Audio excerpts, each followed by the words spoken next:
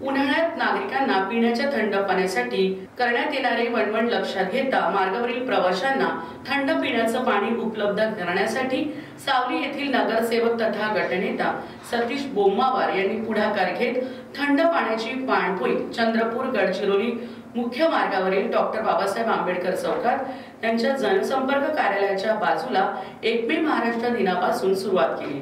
या पाणपोईचे सावली नगर परिषदेचे या प्रभागातील नगरसेवक तथा पाणी पुरवठा सभापती प्रीतम गेटाम यांच्या हस्ते उद्घाटन करण्यात आले।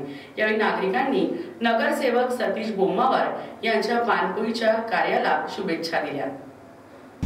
अतिशय असा सुंदर उपक्रम सतीश बोम्मावार यांच्या माध्यमातून या ठिकाणी जनतेच्या सेवेसाठी पाणपोईचं उद्घाटन आज 1 मे महाराष्ट्र दिनानिमित्त व कामगार दिनानिमित्त या ठिकाणी उद्घाटन झालं।